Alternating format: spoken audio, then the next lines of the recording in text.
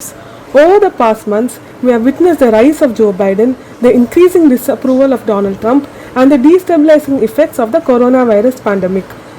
With just 50 days left till the 3rd of November, what are the major issues that can change the entire course of the election? Business Line's editorial consultant Paran Balakrishnan joins us today to analyze the events so far and to understand the way ahead for both Biden and Trump. The road so far has been tough for Trump. He was impeached in 2019 only to get acquitted in February this year. His main re-election platform was a strong economy, but that's all gone now. What's your take? You could argue that the road has been rough for Trump, but till the pandemic he was holding out. Yes, he had to face an impeachment motion, but don't forget this is the man who boasted he could shoot a person in broad daylight on Fifth Avenue and his fans would still vote for him.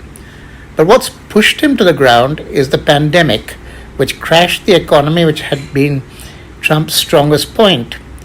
COVID's an enemy he can't cut to size. He has been grasping at straws, first telling everyone HCQ was a surefire cure. Then came the weird bleach episode. And now we have Bob Woodward's book, Rage, which has hit Trump's strategy of making the election about law and order and shifted the conversation back to the pandemic. On the other side, there is Biden. When the primary started, no one thought that he would be the eventual nominee. Until recently, he faced a shortage of funds and support. What explains the rise of Joe Biden? Biden makes sense as someone from the middle of the road. The party sees him as someone who can unite the country, not a divisive force like Trump. Someone who can help America heal.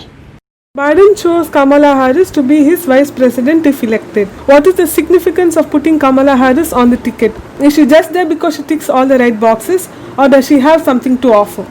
Harris does tick the right boxes.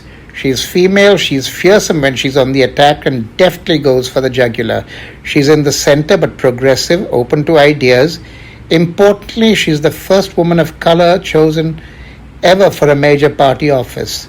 Her father was a Jamaican economist and her mother was an Indian scientist, which also speaks to immigrant voters about the American dream. Bernie Sanders, who was the initial leader, came in support of Biden, but the progressive wing of the party is not very happy with the DNC's choice and with Biden's policies. How will this dissatisfaction play out?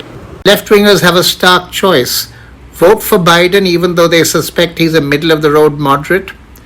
Alternatively, let Trump return. Any left-winger would be foolish to let Trump return.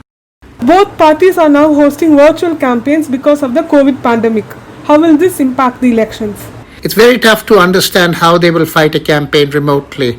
Biden definitely needs to get to the western states and get there quickly to sew up the undecided voters. The good sign for Biden is he led Trump in donations last month, pulling in $365 million, $150 million more than the Republicans, with a lot of money coming from small donors. That's a strong sign many voters are fed up of Trump's antics. If you can give one advice for Trump and one advice for Biden, what will it be? I wouldn't offer any advice to Trump. I think he's fighting the campaign in a way that's right for him.